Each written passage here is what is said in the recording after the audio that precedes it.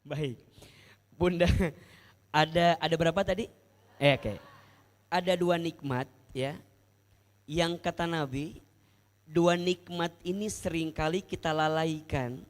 Padahal begitu besar yang Allah hadirkan. Ada berapa? Dua.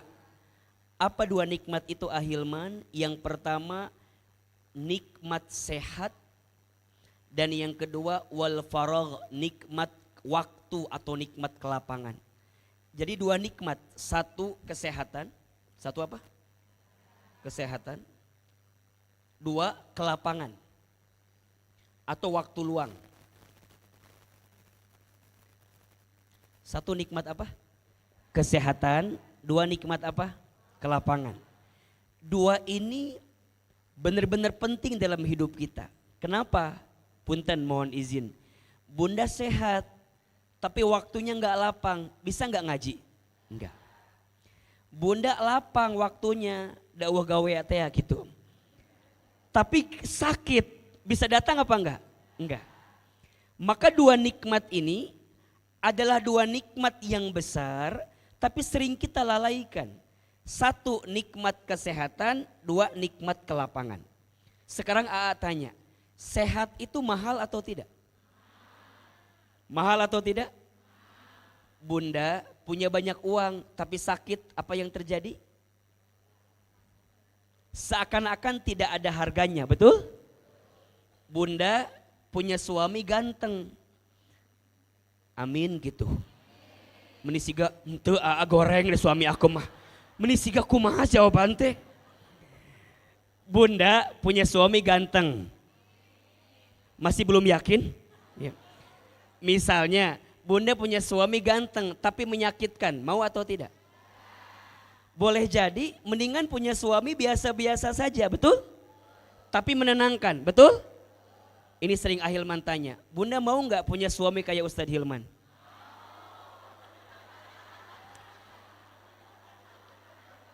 Ini perasaan berkali-kali ditanya, ngajawabna bilang tidak mau.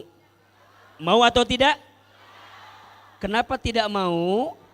Karena Ahilman pasti tidak mau sama ibu. Dan saya juga mikir-mikir atunya, maknya hayang nukararieu pasti mikir atuh Ahilman. Jadi lihat. Jadi sehat itu penting atau tidak? Oke, catat ini Bunda. Sehat itu ada dua. Ada berapa?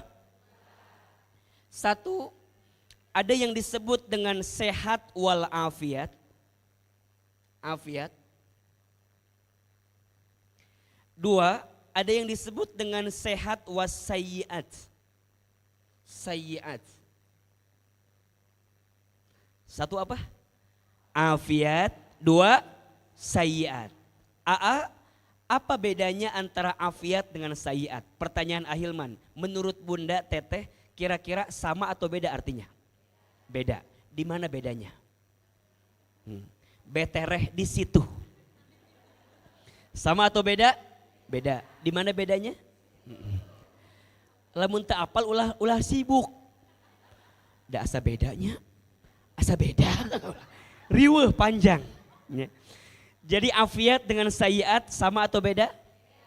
Bedanya di mana? Oke, ya. Sebelum kita membahas perbedaannya, kita bicara dulu persamaannya. Menurut Bunda, sehat wal afiat dengan sehat was sayyiat ada samanya atau tidak? Ada, sama-sama apa? Nah, udah tagage apa letamanya? Sama-sama apa? Sehat. Lihat. AA, ari orang yang sehat itu ditunjukkan dengan apa? Simple. Orang yang sehat itu ditunjukkan dengan anggota tubuh yang bisa digunakan. Betul? Mata bisa melihat, berarti matanya apa? Sehat. Mulut, lisan bisa bicara, berarti lisannya sehat. Tangan bisa menyentuh, berarti tangannya sehat. Kaki bisa melangkah, berarti kakinya itu sehat. Jadi sehat itu kondisi tubuh yang bisa digunakan, itu sehat. Tapi nanti peruntukannya ada dua. Yang pertama ada afiat, yang kedua ada sayyiat. Sebelum Ahilman bahas afiat, Ahilman bahas dulu sayyiat. Sehat wassayiat itu badannya sehat, tapi digunakan untuk sesuatu yang mohon maaf, sesuatu yang boleh jadi tak disukai oleh Allah Subhanahu wa taala. Mata bisa melihat sehat, tapi melihat yang buruk-buruk aja, namanya apa? Sayyiat. Matanya sehat, tapi melihat yang buruk, berarti sehat wassayiat. Tangan bisa menyentuh sehat, tapi dia mengambil yang haram, menipu orang lain, zolim kepada orang lain, berarti sehatnya apa? Sayyiat. Kaki bisa melangkah sehat, tapi melangkah ke tempat yang Allah tidak sukai, berarti sehatnya apa? Sayyiat. Tapi ada yang kedua, namanya sehat apa? Afiat. Apa maknanya AA?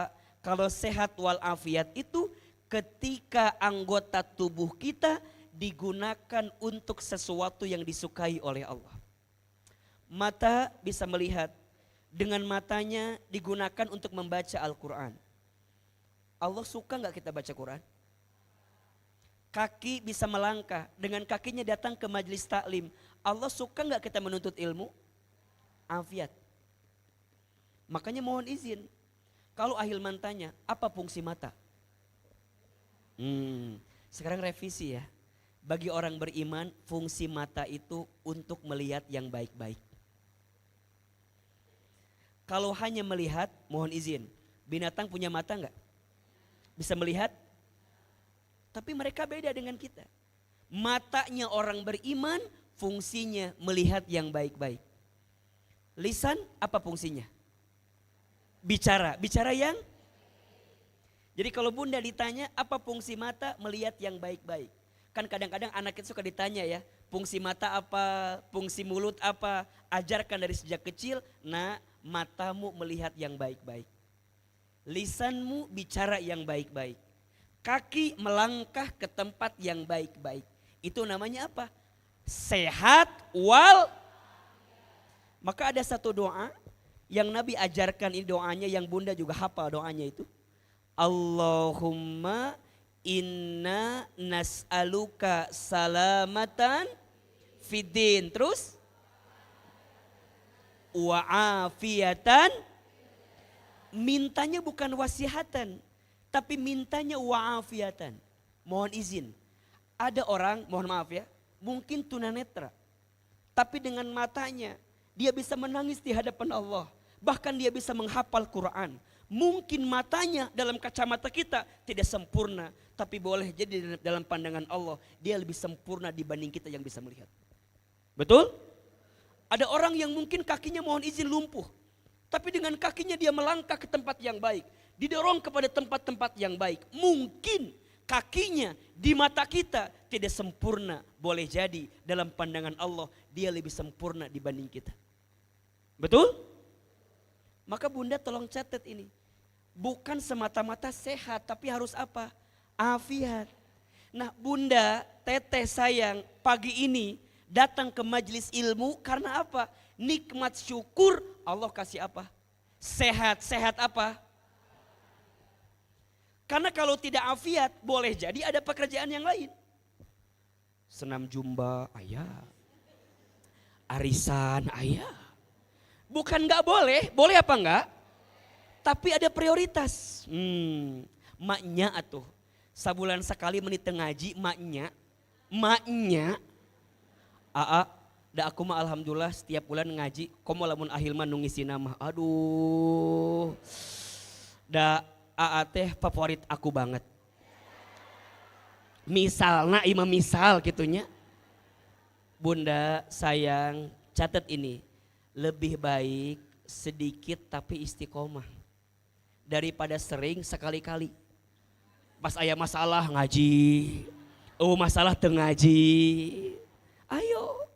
Makanya Ahilman punten ya, kalau bunda mungkin sering ikut kajian Ahilman, pasti gak pernah berat-berat. Karena Ahilman tahu bunda di imah loba masalah. Jadi minimal ngaji ulah tambah masalah lah. Betul apa enggak? Tenang aja, sampai adem, tenang. Yang penting itu apa?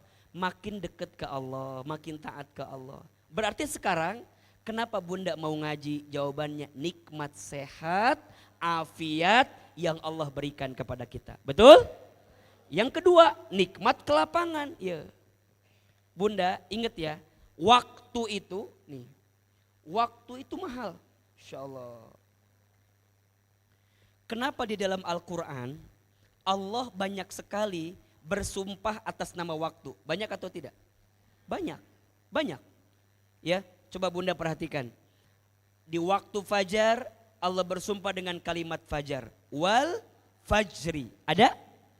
Naik waktu subuh Allah bersumpah dengan kalimat was-subhi idza tanaffas. Dan demi waktu subuh. Ada? Naik waktu duha apa kalimatnya? Wadduha. Naik waktu siang apa kalimatnya? Wan nahari, demi waktu siang. Bahkan ada satu zat yang muncul di siang hari kemudian Allah bersumpah dengannya. Wasyamsi waduhaha, dan demi matahari dan waktu duha. Naik waktu sore Allah bersumpah dengan kalimat wal asri, demi waktu asar. Naik waktu malam Allah bersumpah dengan kalimat wal laili, demi waktu malam. Jadi setiap waktu Allah bersumpah. Bahkan ada satu surat tentang waktu, namanya apa? Al-Asr. Wal asr innal insana lafi khusr illalladzina amanu wa amilus solihati wa tawassaw bil haqqi wa tawassaw bis sabr. Demi masa, demi waktu, apa kata Allah? Innal insana lafi khusr. Sesungguhnya manusia itu dengan waktunya dalam keadaan apa? Rugi. Catat ini. Bunda sayang, waktu yang Allah kasih itu hakikatnya rugi sebenarnya. Rugi. Kenapa Allah bersumpah dengan waktu? Ada 3 alasannya. Kenapa Allah seringkali bersumpah atas nama waktu? 1, waktu itu sesuatu yang tidak bisa diulangi kembali. Kalau udah lewat gak bisa balik lagi. Betul apa enggak? Makanya Bunda yang pernah punya masa lalu, jangan terlalu gelisah dengan masa lalu, jangan takut dengan masa depan. Nikmati hari ini. Catat, status hari Senin itu ya. Jangan gelisah dengan masa lalu, jangan takut dengan masa depan, nikmati hari ini. Karena kita sedang hidup hari ini, betul? Makanya mohon maaf, orang yang tidak akan pernah bahagia siapa? Orang yang menjadikan masa lalunya untuk hidup saat ini. Bunda tidak akan pernah bahagia kalau menjadikan masa lalu untuk hidup hari ini. Makanya Inul Daratista pernah berkata, apa kalimatnya? Masa lalu biarlah masa lalu. Oleh terus kendenya bisi hilap kayaknya. Jadi masalah ya sudah. 1, kenapa Allah ingatkan tentang waktu? Karena waktu sesuatu yang tak bisa diulangi kembali. Kalau udah lewat, udah. Yang kedua, waktu itu sesuatu yang berjalannya cepat. Coba Ustadz mau tanya, Bunda kerasa nggak kalau waktu itu cepat banget? Ya? Rasanya baru kemarin, hari Minggu, aina Senin. Nyatunya. Aina Senin, isuk Selasa. Cepat. Rasanya baru kemarin kita Ramadan, betul? Sekarang udah ketemu Idul Adha lagi kemarin, sekarang udah lewat Idul Adha. Iya? Gak usah jauh-jauh lah. Ibu nikah sama suami ibu, terasa lama atau sebentar? Tergantung penderitaan memang ya. Tergantung penderitaan nih mah. Punten. Kalau yang menderita meni asalilah teh ya Allah. Meni menderita hidup teh ya Allah. Tapi kalau yang bahagia mah coba, yang bahagianya ibu ngerasa ya Allah sama si ayah teh baru kemarin ketemu. Aku tehnya kalau lihat Ustadz Hilman sekarang mirip suami aku dulu. Percis siga Ustadz gitu. Bersih, pokoknya mah siga Ahilman. Ayeuna kumaha rubah ayeuna mah. Catatnya Bunda, punten, boleh jadi suami kita teh ayeuna berubah karena tersiksa oleh kita. Ya bener. Kade ulah nyalahkeun Ustad, nah hanya suami aku beda baheula meuni kasep, ayeuna meuni asa kieu kitu. Meuni asa berubah. Hati-hati. Mungkin yang menyiksa suami kita siapa? Kita. Ahilman cerita ini mah. Satu kali pernah saya ngisi pelatihan di perusahaan. Terus saya bilang itu babnya tentang problem management, manajemen masalah. Di akhir sesi saya bilang gini, Pak, iya Ustadz, tolong besok bawa sesuatu yang paling berat dalam hidup Bapak. Yang menjadi beban dalam kehidupan Bapak. Jadi tolong besok disiapkan apa masalah terberat dalam hidup Bapak. Singkat cerita, besok pagi saya kaget. Di ruangan ibu-ibu semua. Ibu-ibu, pinuh ibu-ibu. Saya teh kaget atunya. Saya teh nanya ke bapak-bapak. Assalamualaikum, salam. Bapak, kok banyak ibu-ibu? Kan kemarin kata Ustadz, tolong bawa yang paling berat dalam hidup saya katanya. Tolong yang bawa yang paling banyak masalah dalam hidup saya. Ternyata suaminya baru jujur, Ustadz, andai Ustadz tahu inilah orang yang paling banyak masalah buat saya katanya. Ternyata selama ini si suami teh sangsara gara-gara istrinya. Makanya ibu tolong catat, jangan bangga dulu kalau di dompet suami kita ada foto istri. Ahilman, kenapa jangan bangga dulu? Iya, karena ketika suami di kantor ada masalah, dia buka foto istrinya, dia akan tenang. Di rumahku ada yang lebih berat masalahnya. Jadi jangan bangga dulu ya. Kalau ibu ngerasa, suami aku mahnya kemana-mana foto aku dibawa.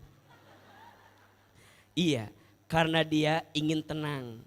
Seberat apapun masalah di kantor, di rumahku ini masalah yang paling berat.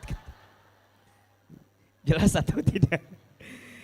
Jadi kenapa waktu itu diingetin terus? Satu, waktu sesuatu yang tidak bisa diulangi kembali. Yang kedua, waktu itu berjalan dengan cepat. Ibu kamari kan mungkin masih kene muda, baru nikah. Ayeuna coba ibu lihat. Coba ibu lihat ya. Ibu tengah tepuguh kannya. Di depan sudah tidak berbentuknya.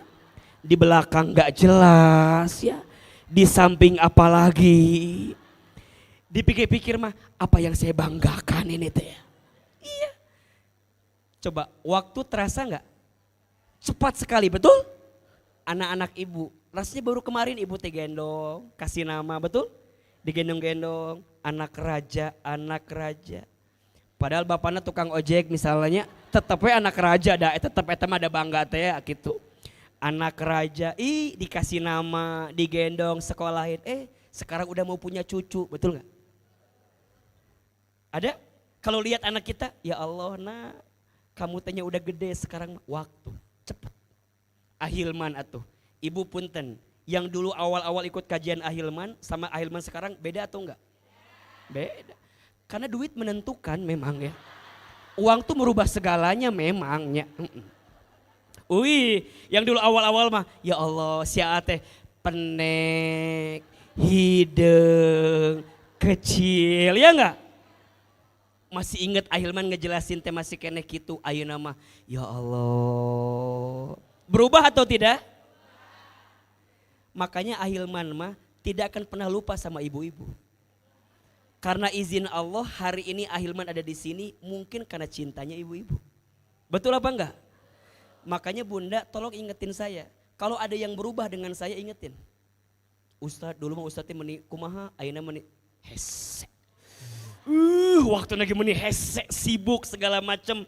Kamu apalagi ya kalau ada yang bilang Ustadz sombong jadi berubah puntennya. Ingetin saya. Karena sepengetahuan saya dengan izin Allah gak boleh saya begitu itu. Makanya masih kan tetap senyum kan. Walaupun banyak masalah kan tetap senyum.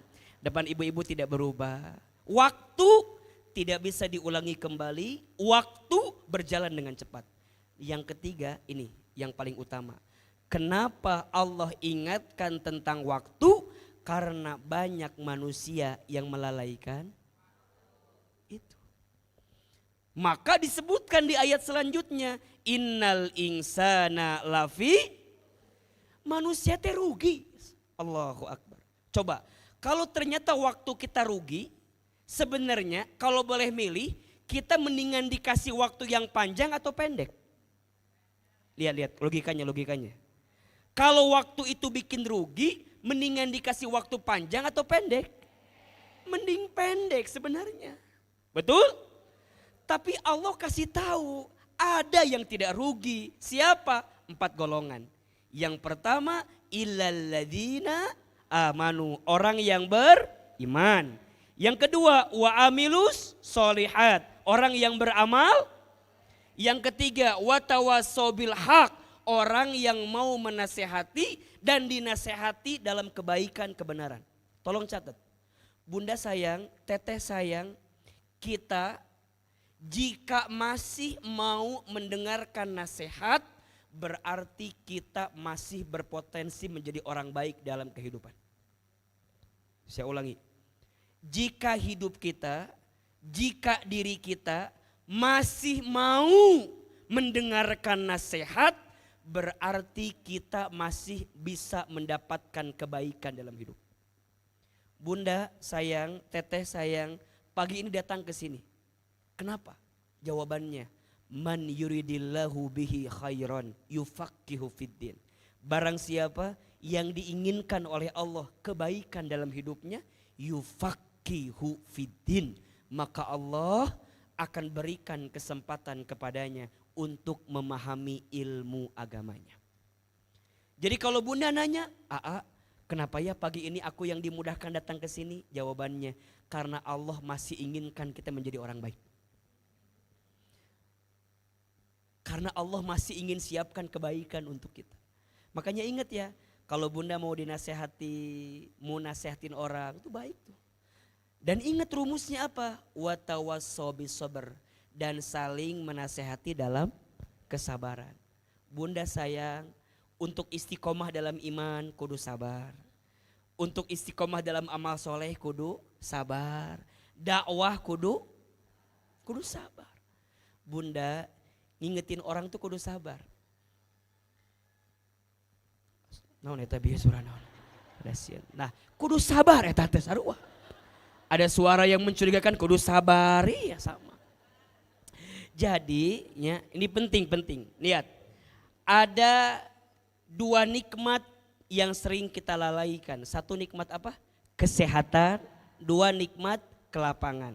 Kalau bunda dikasih sehat, sehatnya kudu apa? Afiat. Kalau bunda dikasih kelapangan, dikasih waktunya gunakan untuk 4 hal tadi. 1 beriman, 2 beramal soleh, 3 berdakwah, 4 bersabar. Karena kalau tidak, maka kita masuk kategori orang yang apa? Rugi. Makanya jangan ada waktu yang Allah berikan kepada kita kecuali kita isi untuk kebaikan. Catat ini ya, sering Ahilman sampaikan. Kalau Allah masih ngasih usia sama kita, berarti 2 rumusnya. 2 tujuannya. 1, boleh jadi karena amal kita masih sedikit, sehingga Allah berikan waktu agar kita memperbanyak amal kita. Atau yang kedua, karena Allah tahu dosa kita banyak, sehingga Allah berikan waktu agar kita bertobat minta ampun kepada Allah. Jadi kalau bunda hari ini masih dikasih umur, masih dikasih usia, ingat 2 hal tadi. Ya. Ini berlaku untuk semua hal. Kalau bunda di rumah tangga masih dikasih izin oleh Allah bersama dengan suami kita, maka catat 2 hal ini. 1, mungkin amal kita sama suami yang masih sedikit. Atau yang kedua, mungkin ada kesalahan kita di rumah tangga yang Allah berikan kesempatan agar kita memperbaiki rumah tangga kita. Maka ingat, semua pasti akan ada waktu berakhirnya. Betul? Waktu hidup di dunia nanti ketemu dengan yang namanya apa? Kematian. Selagi masih hidup, berarti rizkinya masih ada. Selagi masih hidup, berarti kesempatan berbuat baiknya masih ada. Selama masih hidup, setiap kebaikan itu masih ada. Kalau nanti udah mati, terlambat semuanya. Dan ini nasihat yang paling penting. Kata Nabi, perbanyaklah mengingat pemutus kelezatan. Ingat banyak mati. Karena orang yang paling cerdas itu orang yang paling banyak ingat mati dan mempersiapkan bekal kematian. Dan Ahilman ini lihat wajahnya hampir sama semua. Wajah camat semua ya. Apa itu camat? Jangan tersinggung, ini karena fakta, betul? Kematian itu keniscayaan, kematian itu kepastian. Mau tidak mau, suka tidak suka, pasti kita akan. Ada nggak sahabat kita yang mungkin tahun lalu masih bersama dengan kita, sekarang udah nggak ada? Ada?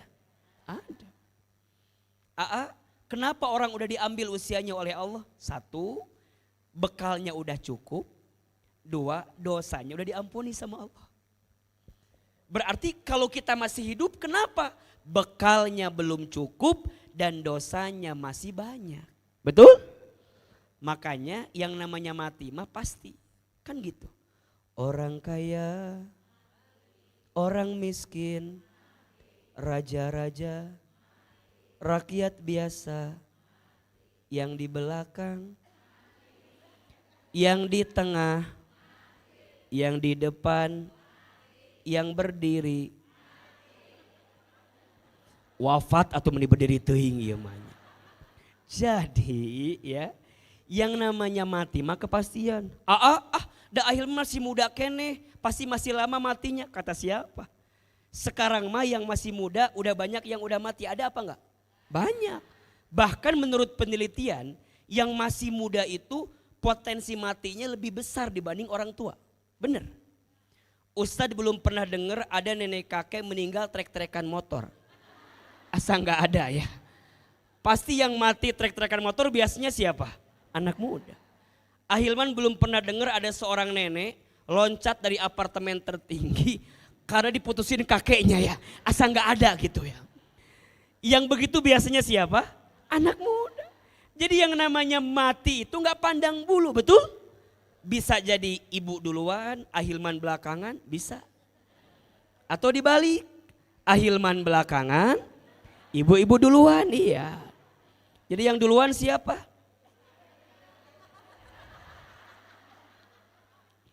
Jadi ya di awal kajian kita Ahilman ingatkan ada dua nikmat yang sering kita lalaikan. Satu apa? Kesehatan. Dua, kelapangan. Nikmat sehat, nikmat waktu luang. Kalau dikasih sehat, sehatnya kudu apa? Afiat. Kalau dikasih kelapangan, waktunya kudu untung. Ada 4 caranya. Beriman, beramal soleh, berdakwah, bersabar. Betul? Bunda sayang, hidup ini banyak cobaan. Namanya juga kehidupan. Kalau banyak cucian namanya jemuran atau laundry ya. Rumah tangga itu rumit. Kalau sederhana rumah makan ya. Catat status hari Selasa itu ya. Jadi sok kalau dikasih sehat pakai baik-baik. Kalau dikasih umur gunakan baik-baik. Kalau dikasih waktu gunakan baik-baik. Insya Allah. Baik. Bunda sayang, pagi ini kita akan belajar satu tema yang mudah-mudahan bisa menjawab apa yang menjadi keresahan bagi kita. Judulnya, mengapa hidup terasa berat? Mengapa hidup terasa berat? Oke. Sekarang saya mau tanya. Ada yang sedang berat hidupnya sekarang? Loba teuing dahar meureunnan, jadi kebanyakan makan mungkin jadi berat hidupnya tehnya. Ini bukan berat tentang kilo berat kita, bukan ya. Karena suka tersinggung kalau ngomongin berat badan mah Ahilman ya. Ini mah tentang beratnya hidup. Sok. Yang harus Bunda pahami begini. Hidup mah tidak akan bisa lepas dari yang namanya masalah. Setuju ya? Hidup ini tempat masalah. Kalau nggak mau punya masalah jangan alias ya gitu. Selama kita hidup dalam setiap etapenya pasti ada masalah. Betul? Sok, waktu sebelum menikah pengen apa? Pengen nikah. Betul? Udah nikah pengen apa? Punya anak. Udah punya anak? Punya cucu. Udah punya cucu? Terus we gitu. Nya nepi hari kiamat kurang 2 hari gitu we. Terus. Pertanyaannya, setelah yang satu selesai, apakah selesai masalahnya? Tidak. Betul? Ada ujian ke sini, ujian ke sini, ujian ke sini, ujian ke sini. Itulah hidup. Maka di surat Al-Mulk ayat 2 Allah berfirman, A'udzubillahi minasyaitonirrajim. Alladzi khalaqal mauta wal hayata liyabluwakum ayyukum ahsanu amala wa huwal azizul ghafur. Dialah Allah yang menciptakan kehidupan dan kematian. Untuk apa Ahilman? Liyabluwakum, untuk menguji kamu sekalian. Tuh lihat. Jadi hidup itu ujian. Apa yang Allah uji? Ayyukum ahsanu amala. Siapa yang paling baik amalnya? Tuh. Yang paling baik sikapnya ketika ujian itu datang. Lihat. Kalau bunda lagi ikut ujian, hasilnya tidak lulus. Kira-kira yang salah soalnya atau jawabannya? Coba lebih keras jawabannya. Bunda ikut ujian, hasilnya tidak lulus. Yang salah soal atau jawaban? Betul? Nggak bisa nyalahin soal. Dah soal mah mual tertukar, sudah tertakar. Betul? Soal anak SD nggak mungkin dikasih ke anak SMP. Soal anak SMA nggak mungkin dikasih ke anak kuliah, enggak. Apalagi nyalahin guru. Iya mah salah guru, iya mah. Iya mah salah numeres soal, iya mah mual mungkin. Dan soal mah tidak akan mungkin yang salah biasanya apa? Jawaban kita. Begitupun dalam hidup. Kalau hidup kita terasa berat, jangan salahkan hidupnya. Dan hidup mah gak akan salah. Pasti yang salah adalah apa? Sikap kita dalam menghadapi kehidupan itu. Betul? Amal kita dalam menyikapi kehidupan itu. Ini yang seringkali membuat, nih catat, mengapa hidup kita terasa berat. Berarti bukan salah hidupnya, tapi salah sikapnya dalam menghadapi kehidupan itu. Maka tolong catat, setidaknya ada 5 sebab, ada berapa? Mengapa hidup terasa berat. 1. Terlalu banyak khawatir.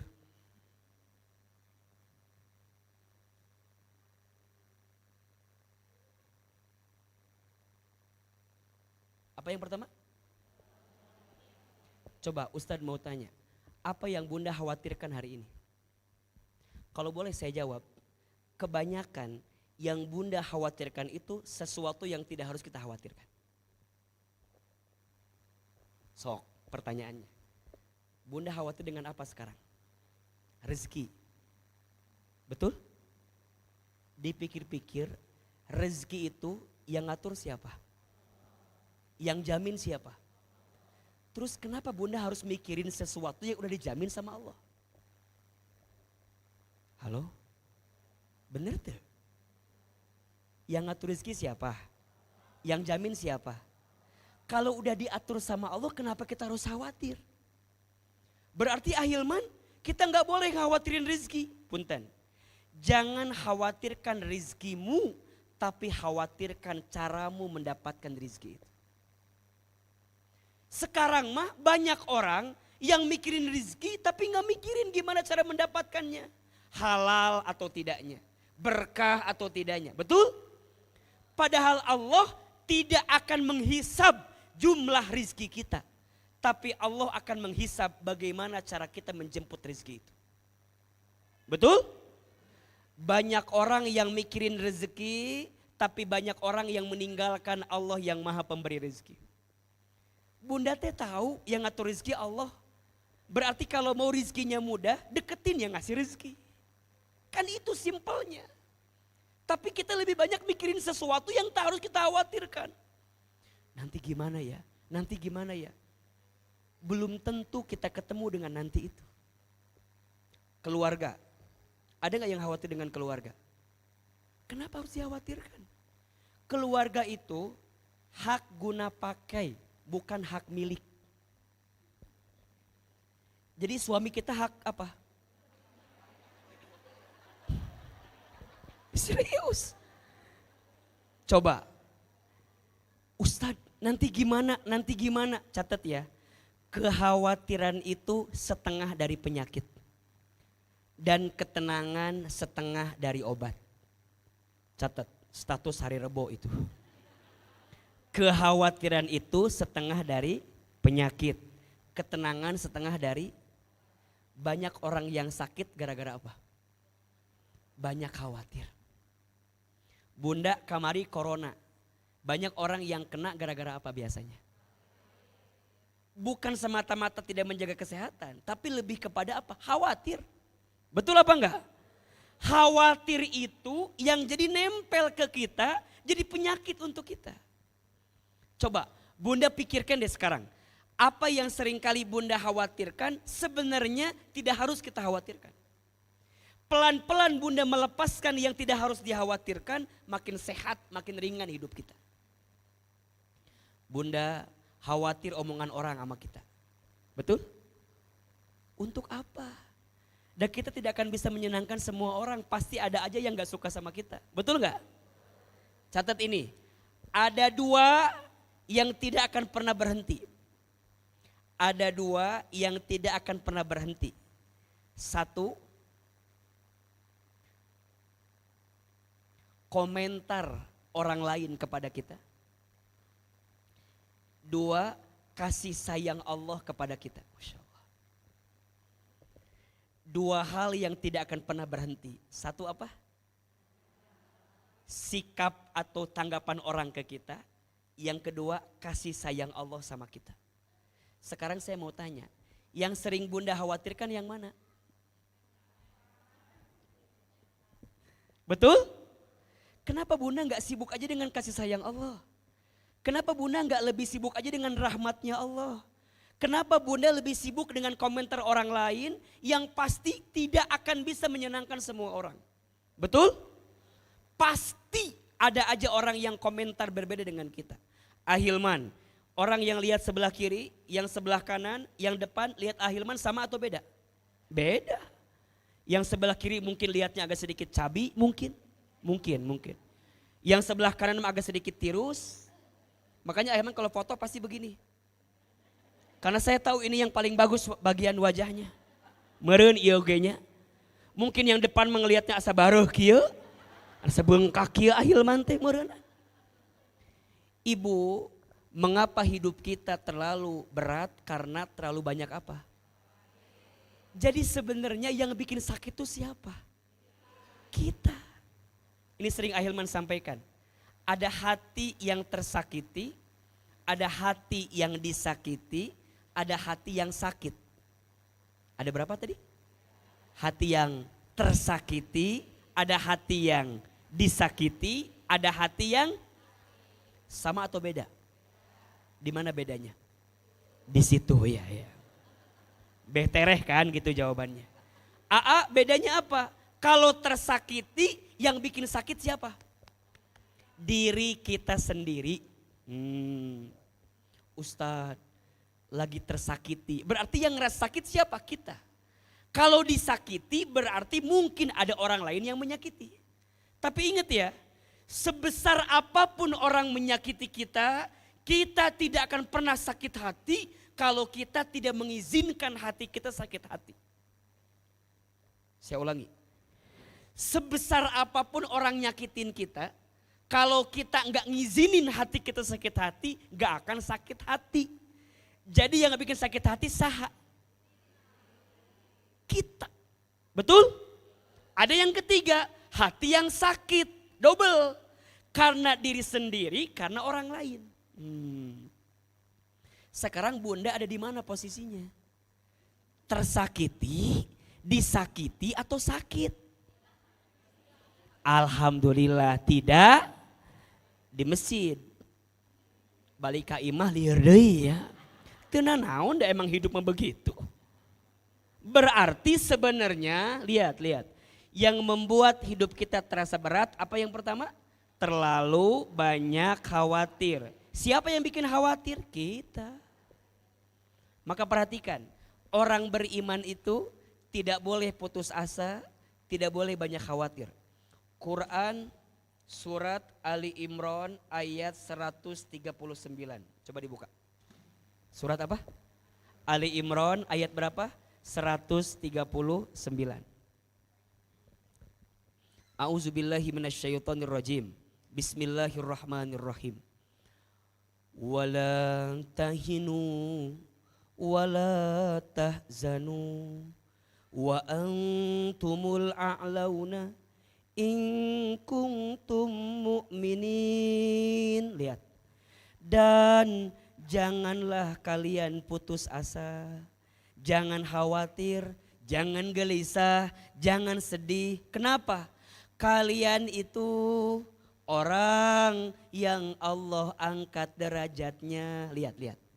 In kuntum mu'minin. Jika kalian orang-orang yang catat ini. Bunda, orang beriman tuh bukan gak ada masalah. Orang beriman tuh ada masalah. Tapi karena kekuatan imannya, seberat apapun masalahnya akan terasa ringan. Kenapa? Karena ada iman di hatinya. Berarti yang kedua, mengapa hidup kita terasa berat? Jawabannya jauh dari Allah.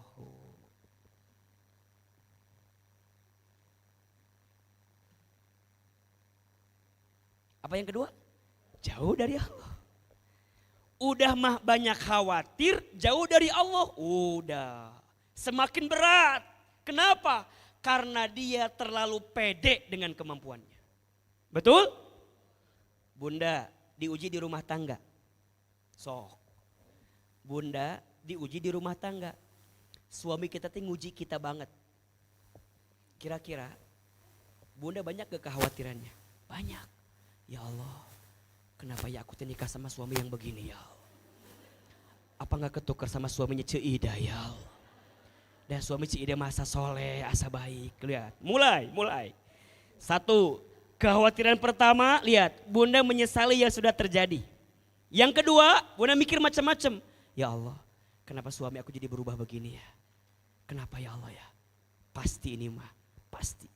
Gara-gara Lydia dan Nira ima ya Allah. Mikir, tontonannya gak sehat, ke bawah khawatir, mikir macam-macam. Betul apa enggak? Mulai, lihat suami kita gelak-geliknya beda. Megang handphone dikit dicurigai. Curiga. Saya capek. Catat ini, cemburu itu boleh atau tidak? Cemburu boleh? Yang tidak boleh apa?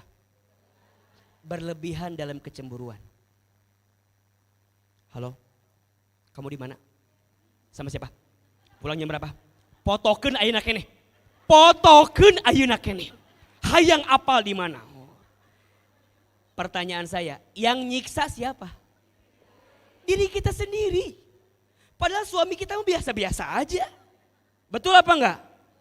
Catat ini, jangan mencintai seperti engkau menggenggam pasir. Siap, status hari Kamis malam Jumat ini cocok nih. Jangan mencintai seperti engkau menggenggam. Kenapa? Karena ketika engkau genggam, engkau bukan mendapatkan pasirnya. Tapi engkau akan kehilangan semua pasirnya.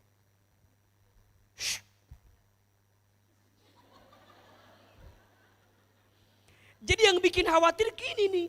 Kita lupa, kita punya siapa? Bunda sayang, mata kita ada berapa? Tangan kita ada berapa? Kaki kita ada berapa? Kita gak bisa ngawasin 24 jam suami kita. Tapi kita yakin ada Allah yang ngawasin suami kita. Betul apa enggak? Lebih tenang. Kadang-kadang yang bikin berat bukan keadaannya. Tapi cara pandang kita menghadapi keadaan itu. Lebih tenang. Anak kita, Ustaz, kalau anak kita jauh gimana ya? Ada siapa? Ada Allah. Nih biasanya bunda yang mau pisah dengan anak kita ke pesantren tuh. Sok sedih tuh. Ustaz kumahanya anak saya. Kelaparan mualnya. Mual! Gak akan kelaparan. Nanti Ustaz gimana ya? Coba bunda yang sedih berpisah dengan anak kadang-kadang apa yang bikin sedih? Kekhawatiran. Walaupun saya juga belum ngalamin ya. Mungkin nanti kalau anak saya masuk misalnya pesantren juga mungkin akan ngalamin perasaan sedih itu seperti apa. Tapi saya udah nyiapin dari sekarang gitu loh. Anggap aja bunda berpisah dengan anak bunda yang masuk pondok itu perpisahan awal. Karena kita juga nanti akan pisah sama anak-anak kita. Lebih baik, ingat ya, berpisah sementara di dunia daripada berpisah nanti di akhirat. Nah, mama teh masukin kamu ke pondok biar kamu jadi anak yang soleh. Anak yang soleha. Nanti kamu jaga mama, angkat derajat mama, muliakan mama. Nanti angkat tangan mama masuk ke surga itu. Maka seringkali saya bilang ke kakak saya yang masukin anak ke pondok gitu ya. Kan sedih biasalah. Saya bilang teh lebih baik berpisah sementara di dunia daripada di akhirat selamanya. Pengen punya anak yang soleh teh kan hese, betul gak? Makanya sekolahin tempat yang baik, cari SD yang baik, ya kan? Nih bunda di Tazkiyah, masuk SD Tazkiyah, anak saya di Tazkiyah kebetulan SD-nya. Bunda nih yang orang Sentul sekitar Bogor, sok dimasukin. Cari pilih sekolah yang baik. Kenapa? Bukan karena apa-apa. Kemampuan kita ada batasnya, betul? Ustadz Hilman, disebutnya Ustadz. Belum tentu ke keluarga bisa ngajarin bunda. Anak saya apalagi lebih pintar dibanding saya. Pasti pertanyaannya ada-ada aja. Berangkat ke sebuah tempat, di rest area berhenti. Nak, sholat dulu ya. Apa jawaban anak saya? Kenapa harus sholat? Apa jawabannya coba? Kan bisa gini jawabannya. Ayatnya Ustadz dengekeun ya. Kan bisa ngomong gitu kan. Tapi ditanya coba. Kenapa harus sholat? Hese tengah jawabnya. Padahal kan mungkin di luar mah kita didengerin. Sama anak kita belum tentu. Kenapa harus sholat? Iya nak. Sholat itu kewajiban. Emang kenapa kalau kewajiban? Ya nanti kalau kamu gak sholat nanti kamu masuk neraka. Emang ada apa di neraka? Datangnya sorangan liur lah. Liur kan. Itu pertanyaan coba bunda. Tapi saya mah beruntung punya anak yang cerewetnya luar biasa. Daripada nanya ke orang mending ke ayahnya, betul? Sampai suatu saat saya baca buku kenapa kita harus sholat. Jawabannya ke anak kita apa? Nah, sholat itu cara kamu berterima kasih sama Allah. Karena Allah udah ngasih banyak sama kita. Oh berarti ayah kalau kita sering terima kasih sama orang bakal ngasih lagi ke kita. Iya begitulah Allah. Makin kita berterima kasih ke Allah, Allah ngasih apa yang teteh mau. Can adan hayang sholat. Jadi mindsetnya yang awalnya kewajiban jadi apa? Kebutuhan. Ini kan butuh ilmu atau tidak? Butuh atau tidak? Makanya punten, mengapa hidup terasa berat? Satu, banyak khawatir, yang kedua jauh dari Allah. Kita membebankan diri kita yang tidak punya daya upaya dengan masalah hidup kita. Capek atau tidak? Capek. Coba bunda suaminya ada masalah. Tuh teriak anak oke biarkan cantik. Bunda ya suami punya masalah. Kita bilang sama suami begini. Ayah teh berubah tuh. Mama teh udah gak kuat. Berubah ayatnya. Saya mau tanya, makin ibu bilang gitu, suami berubah atau enggak? Kata suami, ari maneh saha. Kan ujungnya gitu. Badan-badan gua, pikiran-pikiran, hidup-hidup. Enggak gitu. Terus jawabannya apa? Masbullah. Naon masbullah teh? Kan gitu kan? Kita makin berharap ayah berubah, please berubah. Makin ibu begitu, makin gak akan berubah. Betul? Capek, udah. Kalau kita punya keinginan dan terbatas kemampuan kita, datangi Allah. Doa sama Allah, ya Allah, Engkau yang melembutkan hati. Lembutkan hati suamiku ya Allah. Kalau gak lembut-lembut gimana Engkau ya Allah. Mau diambil mangga ya Allah. Wis capek ya Allah saya teh. Jadi lebih ringan. Kenapa harus membebankan semua ke kita? Capek atau tidak? Bunda ini manusia. Bunda ini apa? Kita ini manusia, ada batasnya. Ada batasnya. Tidak semua hal harus sesuai maunya kita. Kadang-kadang Allah lebih punya rencana yang terbaik untuk kita. Sikapnya apa? Jangan khawatir, jangan jauh dari Allah. Berarti lamun hidup kita terasa berat, pasti jauh dari. Makanya nanti dibuka Quran surat Ar-Ra'du ayat 28. Surat ke-13 ayat 28. Nih ya. Kalau hidupnya mau tenang, apa kata Allah? Ala bizikrillahi tatmainnul qulub. Ingatlah, hati akan menjadi tenang ketika engkau mengingat. Ingat bunda, Allah gak mungkin nyakitin kita. Allah gak mungkin zolimin kita. Allah tidak akan mungkin ngasih sesuatu di luar batas kemampuan kita. Maka kalau sedang ada persoalan, deketin Allah. Perbaiki hubungan kita dengan Allah, maka Allah akan perbaiki hubungan kita dengan manusia. Ingat bunda sayang, Allah punya rencana, kita punya rencana. Rencana siapa yang paling baik? Kita punya keinginan, Allah punya keinginan. Keinginan siapa yang paling baik? Catat ini. Maka sering Ahilman sampaikan ya, bunda nanti biar lebih tenang, biar bisa ridho dengan kehidupan, bunda pahami 3 ayat. 1 surat Al-Baqarah ayat 216. 2 Quran surat Al-Baqarah ayat 286. 3 surat Al-Insyirah surat ke-97 kalau nggak salah. Surat ke-96 atau 97 ya. Ayat 5 dan 6. Catat ini. 1 surat, coba cek lagi Al-Insyirah surat keberapa, takut Ahilman salah. Surat Al-Baqarah ayat 216. Apa isinya? Ingat, boleh jadi kamu membenci sesuatu padahal di mata Allah itu baik. Boleh jadi kamu menyukai sesuatu padahal di mata Allah itu buruk. Allah lebih tahu sedangkan kamu tidak tahu. Yang kedua, surat Al-Baqarah ayat 286. Bunyinya la yukallifullahu nafsan illa wus'aha. Allah tidak akan mungkin memberikan beban kepada kita melebihi batas kemampuan kita. Berarti kalau pagi ini ada yang merasa hidupnya dikasih persoalan, ujian, kenapa harus saya? Jawabannya karena Allah percaya kita mampu. Karena Allah percaya kita kuat. Bunda bisa lebih ridho. Dan yang ketiga, surat keberapa benar gak? Surat ke 94 maaf. 94 ayat 5 dan 6. Fa inna ma'al usri yusra, inna ma'al. Bersama kesulitan ada kemudahan, bersama kesulitan ada kemudahan. Badai pasti, hujan pasti berhenti. Ingat ya, kuncinya deketin Allah. Karena biasanya yang membuat hidup terasa berat, 1, terlalu banyak khawatir. 2, jauh dari Allah. Sekarang ada namanya penyakit overthinking, tahu nggak? Apa itu overthinking? 2 overthinking teh. Overthinking teh loba pikiran, loba kahayang gitu. Banyak pikiran, banyak keinginan. Kalau bunda ingin bahagia, jangan banyak pikiran dan jangan banyak keinginan. Udah. Hidup sewajarnya, hidup sekedarnya. Ada penyakit yang tidak akan pernah sembuh, namanya GENGSI. Penyakit yang tidak ada obatnya.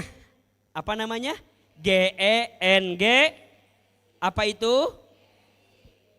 Biasanya banyak orang yang overthinking karena loba mikirkeun batur. Betul? Aduh, ya Allah, dia kerudungnya udah kerudung baru lagi. Ada logonya B di dia tah. Apa meureun naon merek kenanya? Ya Allah, ya Allah. Bunda, Jangan mengukur hidup kita dengan hidup orang lain. Betul? Karena setiap orang hidupnya pasti beda. Betul? Jangan. Kalau kata orang Sunda mah, jangan tuturut. Jadi karena muning ya teh. Jangan tuturut batur lain tuturut muning. Jangan ikutin orang tuturut muning. Gitu. Iya. Kenapa nya? Karena masing-masing orang pasti beda. Iya. Bunda akan sangat menyakitkan hidup kalau hidup kita ngukur sama kehidupan siapa? Orang lain. Iya. Bunda gak bisa bilang gini, enak kali ya kalau punya suami kayak Ustadz Hilman. Jangan. Ustadz udah pasti gak mau sama ibu, kan begitu jawabannya. Jangan. Udah terima yang sekarang. Benar. Kadang-kadang yang bikin hidup kita berat terlalu banyak khawatir, jauh dari Allah, kebanyakan overthinking. Maka nanti yang ketiga, mengapa hidup terasa berat? Lihat, terlalu berharap kepada manusia. Mengapa hidup terasa berat? Terlalu berharap kepada pasti kecewa. Berharap boleh, tapi jangan terlalu, Ustadz, aku mahnya kalau nggak ada suami aku, nggak tahu hidup aku akan seperti apa. Nyatanya biasa aja, fine aja kok selama ini juga, bener nggak? Yang bikin berat siapa kitanya aja. Suami kita bilang, Ustadz, aku mah kalau nggak ada istri aku teh, hidup terasa hampa. Ibu mati, sedih nggak? Sedih lah, masa nggak sedih? Normal merenan manyante. Ibu sedih atau ibu mati sedih nggak? Sedih. Seminggu sedih, 2 minggu sedih, sabulan? Ya belum tentu lah, lihat dulu. Gimana suaminya tuh, jangan nyamain orang kayak suami ibu. Udah beda-beda. Tapi bisa jadi begitu. Seminggu kuat, 2 minggu kuat, sabulan enggak kuat. Baru sekarang. Terus, oh aku rasakan. Terus, tak punya istri. Terus, rasanya kesepian. Terus, tiada tempat. Terus, untuk mencurahkan rasa rinduku. Oh serta kasih sayang, barulah diriku. Aku sudah tak tahan di tempat kesunyian. Ya Allah, hindari godaan. Lusa ketemu cetuti teman lama. Seminggu kuat, 2 minggu kuat, sabulan ketemu cetuti CLBK. Cinta lama belum kelar. Jadi kumaha Ahilman, lihat mengapa hidup terasa berat karena terlalu berharap kepada. Betul.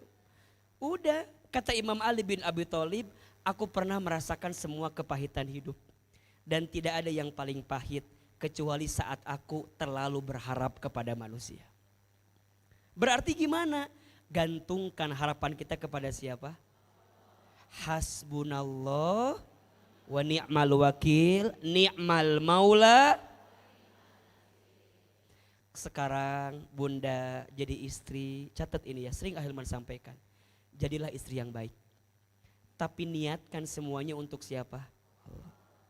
Tugas istri itu hanya 2. 1 taat ke Allah, 2 taat ke suami. Jadi kalau masak tugas siapa? Suami. Nyapu tugas siapa? Suami. Ngepel? Nyuci piring? Nganter anak? Tugas ibu hanya berapa? 2. Taat kepada Allah, taat kepada. Jadi kalau suami nyuruh masak, masak. Kalau suami nyuruh cuci baju, cuci baju. Kalau suami nyuruh kita nyapu, nyapu. Jelas? Tugas ibu hanya berapa? 2. Taat sama Allah, taat sama ringan atau berat? Ya, ya. Tapi ingat ya, sering Ahilman sampaikan, kenapa istri harus taat sama suami? Jawabannya karena perintah Allah. Jadi bukan begini jawabannya, Aa, kenapa istri harus taat sama suami? Nya atuh Aa, lamun teu taat gimana suami aku mencintai aku? Nanti berkurang cintanya. Shh. Ibu jangan begitu. Banyak gak suami yang istrinya baik, suaminya gak baik? Banyak gak? Berarti bukan karena itu. Istri itu taat kepada suami, karena taat kepada suami adalah perintah siapa? Udah itu aja. Gak usah mikirin, Ustadz, aku tehnya Ustadz ikut senam jumba. Bukan nama, nepi ka capek Aa. Biar apa? Biar apa? Biar suami aku muji aku, mohon izin. Ada nggak ibu yang udah jungkir balik senam tadi puji-puji ayat tuh? Ada. Aduh, nges ngoprot kesang. Ibu cerita ke suami, ayah, tahu nggak? Da bunda teh udah sebulan senam. Oh senam? Lihat atuh lihat. Iya, emang kenapa? Nggak ada perubahan. Ibu berharap senam, dipuji sama suami, sakit atau tidak? Sakit. Dan bukan itu yang paling penting. Ibu teh senam, biar badannya bagus, jadi cantik, suami suka, Allah ridho. Itu kuncinya. Jadi kalau suami tidak ngasih penghargaan, nggak usah stres. Maneh mah penghargaan pisan ke orang teh. Saya teh udah senam, hargain aku pak. Cek bapak teh, berapa harganya? Tuh, sakit lagi. Lebih ringan. Bunda ngaji, biar dibilang soleha sama suami, belum tentu. Betul apa enggak? Ibu teh ngaji, tiba-tiba suami pulang bilang gini enggak, mama menis soleha banget, mual bilang gitu, mual, enggak akan. Ibu teh ngaji biar apa? Aku biar dapat ilmu, biar bisa ngerubah suami aku, anak-anak aku, keluarga aku. Syukur-syukur bisa ngebimbing kebaikan. Atuh mah bapak enggak bisa ngebimbing, minimal aku. Cek suami teh, nah ngaji jadi kieu mana durhaka ka urang cenah tuh. Berarti bukan itu fungsi ngaji itu. Bukan untuk lebih baik depan suami. Karena ada istri yang pulang ngaji merasa pinter dibanding suaminya. Mah, tadi ngaji nya, naon materin moal ngarti lah bapak mah. Tuh.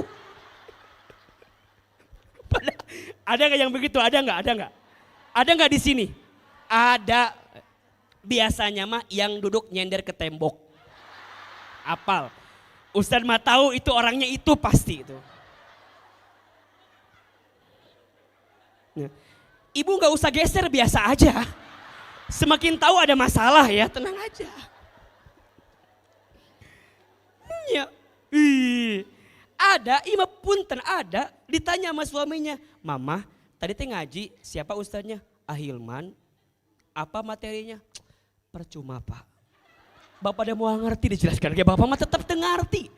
Dah bapak mah bodoh teh yang ngerti. Bukan untuk itu. Justru kalau ibu ngaji ada catatan, ada kebaikan, share di grup keluarga.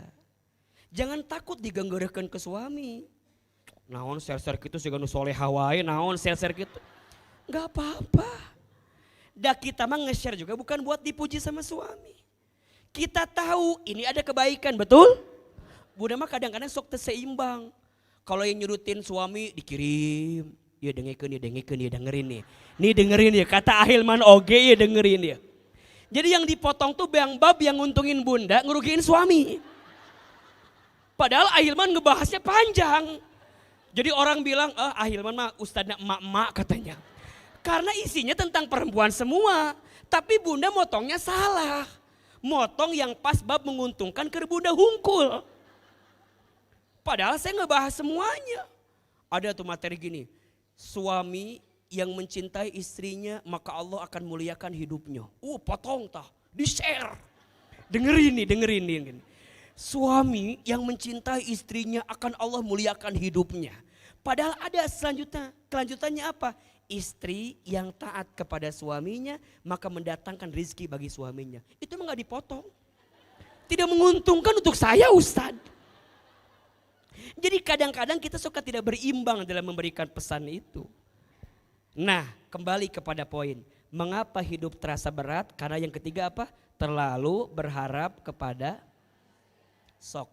Mulai sekarang berharapnya sama siapa? Ikhtiar itu tugas kita, tapi hasil hak siapa? Allah.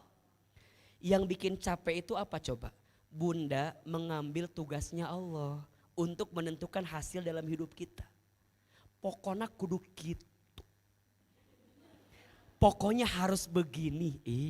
Ingat, nggak bisa kita bilang begitu. Yang nentuin hasil haknya siapa? Allah.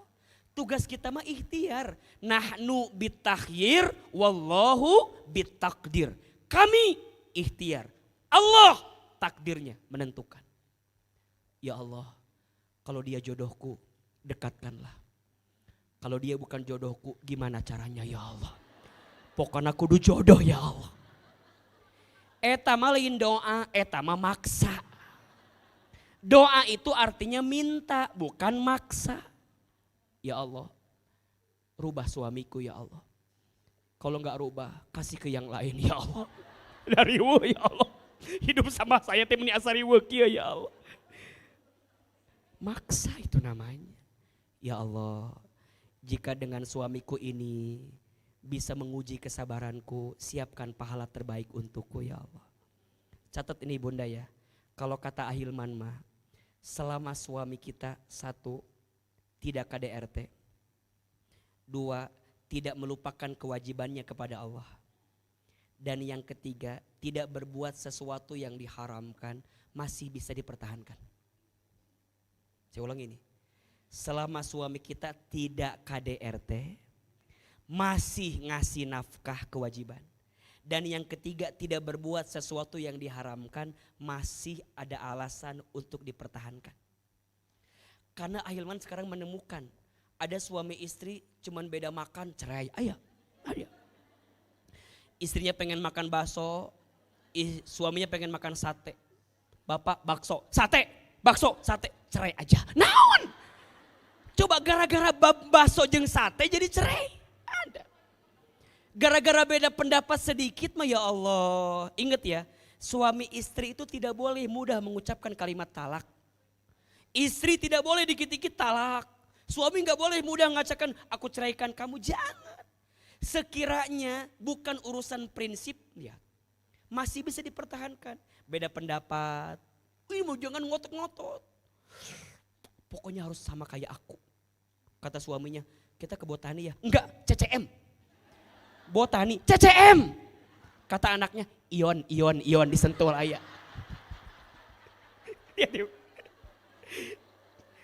Mohon izin, gara-gara tujuan beda, hayang ke mana, ada gak yang berantem? Ada. Kan coba, ke botani, ke CCM, ke ion sama gak? Yang ada di sana ada apa enggak? Mungkin ada beberapa yang enggak ada, tapi setidaknya sama lah. Kenapa harus berantem? Ya udah, CCM dulu, ya geus. Kamu tani. Ka Ion, teu meunang naon ujungna teh. Berarti sebenarnya yang bikin berat itu siapa? Kita sendiri. Coba belajar lebih nerima, belajar lebih legowo. Jangan berharap terlalu berlebihan. Kan bisa sih untuk mengalah sedikit demi kebaikan. Kenapa banyak orang yang ribut dengan hal-hal yang tidak harus diributkan? Catat ya, yang membuat hidup kita nggak maju-maju jawabannya karena banyak bertengkar. Hidup kita kenapa nggak maju-maju gara-gara apa? Banyak bertengkar. Beda boleh nggak? Boleh. Marah jangan. Kan biasa sih. Beda pilihan biasa. Beda pendapat biasa. Beda pendapatan biasa kan? Terus kenapa harus riuh dengan itu semua? Maka tolong yang ketiga, mengapa hidup terasa berat? Karena terlalu berharap kepada manusia. Berharap kepada manusia itu patah hati yang disengaja. Jika ingin bahagia, berharap sama Allah saja. Catat status hari Jumat itu ya. Berharap kepada manusia, patah hati yang disengaja. Kalau mau bahagia, berharapnya sama siapa? Allah. Lebih tenang. Jelas? Oke. Yang keempat, mengapa hidup terasa berat? Karena terlalu banyak membenci. Terlalu banyak apa? Membenci.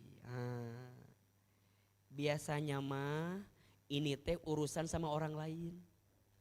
Bunda sayang, di dunia sekarang mah dengan teknologi yang begitu canggih, dengan medsos yang begitu tajam, harus punya rasa pandai memaafkan. Karena ada orang yang komen, gak kenal sama kita komen, ayah gak? Ada. Gak pernah ketemu sama kita ngomentarin sesuatu yang buruk untuk kita, ada atau tidak? Ada. Berarti hati kita kudu lembut. Catat ini. Ya. Jangan terlalu banyak membenci. Apa kata Nabi?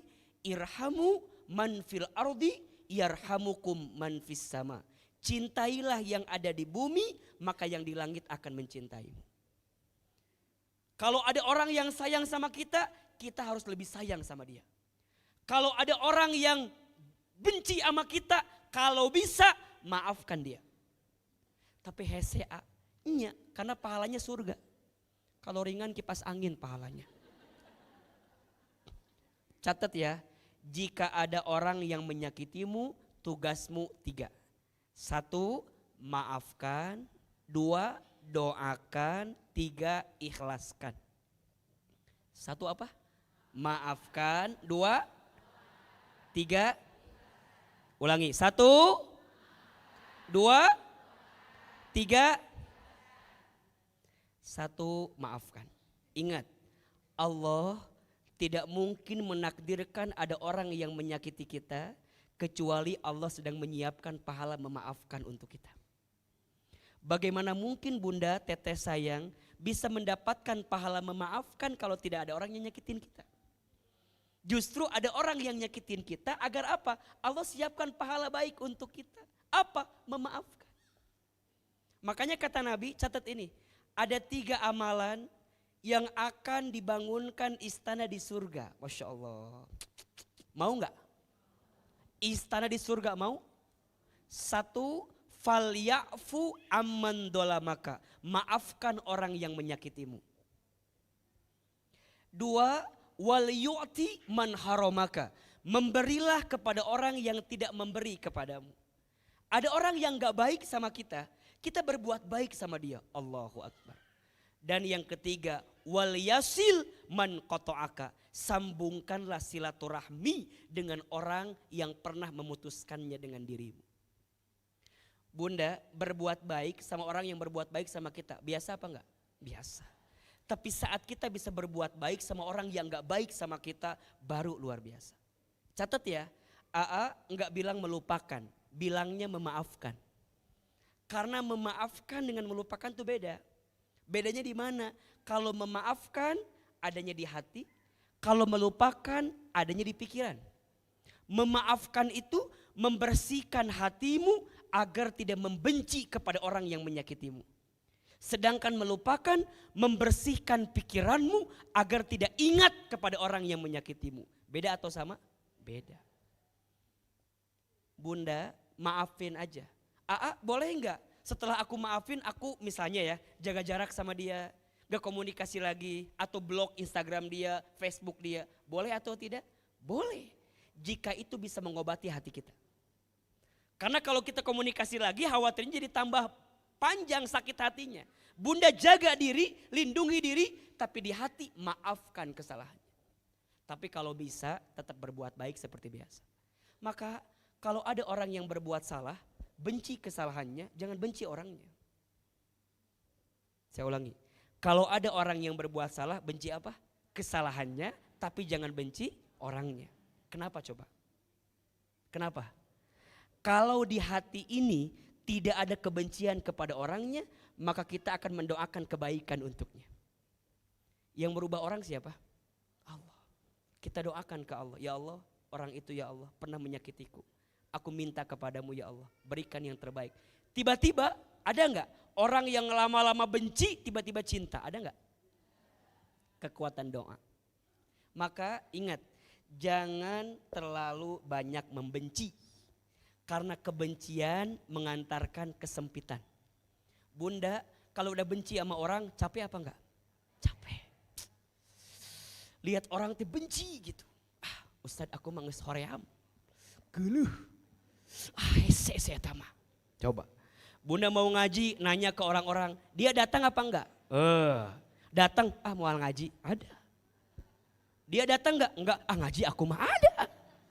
Berarti ini kalimat selanjutnya. Kalau hidup kita, mengapa hidup terasa berat? Terlalu banyak membenci, berarti PR selanjutnya. Jadi orang jangan menjengkelkan orang lain. Ada nggak orang yang kehadirannya di apa namanya ya? Kehadirannya tuh nggak mau gitu orang. Ada nggak? Ada. Si Eta datang tuh celilis, datang tuh Eta celilis. Datang hoream mau datang mah celilis masuk hare. Riwuh. Ayah. Ada yang begitu kira-kira? Ada. Tapi ada yang kehadirannya dirindukan. Ada nggak? Ada. Si Ai datang tehnya Ai. Ayah, aku malah menjeng Ai itu sok resep. Sok ditraktir bakso. Resep. Jadi nyenengin. Lihat. Ada orang yang kehadirannya dirindukan. Ada orang yang kehadirannya tidak dirindukan. Ada atau tidak? Maka jadi orang lihat. Mengapa hidup terasa berat? Terlalu banyak membenci. Terakhir yang kelima, mengapa hidup terasa berat? Karena jarang mengevaluasi diri. Jarang mengevaluasi diri. Kalau bahasa gampangnya mah gini, sok ngarasa paling bener. Iya enggak? Orang salah semua. Ingat ya, sombong itu sifatnya iblis yang membuat iblis tidak akan pernah bisa masuk surga. Maka sering Ahilman sampaikan, ngaji itu bunda sayang bukan untuk jadi merasa lebih pinter ya. Tapi ngaji itu agar kita ingin memperbaiki diri setiap saat, setiap waktu. Jelas? Berarti ingat. Perbanyak evaluasi diri. Kalau bahasa Arabnya muhasabah. Ya. Kalau lihat orang lain, lihat. Sebaik-baiknya diri kita lebih baik orang lain. Seburuk-buruknya orang lain lebih buruk diri kita. Insya Allah. Sebaik-baiknya diri kita lebih baik orang lain. Seburuk-buruknya orang lain lebih buruk diri kita. Kalau ada yang lebih senior usianya, bunda lihat, oh dia lebih senior. Berarti amalnya lebih duluan dia dibanding saya. Insya Allah. Kalau lihat yang junior, dia lebih muda. Berarti dosanya lebih duluan saya dibanding dia. Masya Allah. Jadi ngelihat orang tuh mulia, baik. Bahkan mohon maaf ya, kalau ada orang yang menurut bunda tuh gak bener. Banyak dosa, banyak salah. Kita gak pernah tahu. Mungkin dalam kesendiriannya dia punya ketaatan kepada Allah. Mungkin dia sering berdoa. Mungkin dalam sujudnya dia panjang. Mungkin di waktu malamnya dia tahajud. Kita gak tahu. Maka jangan mudah menjudge orang. Jangan mudah menjudge atau menghakimi orang lain. Karena yang tahu kita siapa? Allah. Jangan merasa pintar. Harusnya pintar merasa. Catat ini. Jangan merasa pintar. Harusnya pintar merasa. Catat. Status hari apa? Sabtu. Jangan merasa pintar. Harusnya pintar. Jangan merasa, saya nih lebih. Sombong itu apa artinya? Batolul haq wa gomtun nas. Menolak kebenaran, merendahkan orang lain. Berarti kalau bunda pulang ngaji, jangan merasa paling pintar. Ngaji sama temennya ngobrol, naon. Kita mah alhamdulillah ngaji ya. Insya Allah kita mah ahli surga ya cuy ya, Masya Allah. Kita mah alhamdulillah ya cuy ya, Masya Allah ya. Terus bunda lihat yang depan, tuh lihat perempuan itu enggak ngaji. Ahli neraka itu mah. Kita mah ahli surga insya Allah. Ahilman tidak pernah mengajarkan bunda untuk merasa lebih pintar. Karena merasa soleh itu salah. Merasa salah itu soleh. Catat status hari Minggu ini ya. merasa salah itu soleh, merasa soleh itu salah, merasa salah itu soleh. Mengapa hidup terasa berat? Ada 5 jawabannya. 1 apa? Terlalu banyak khawatir. 2, jauh dari Allah.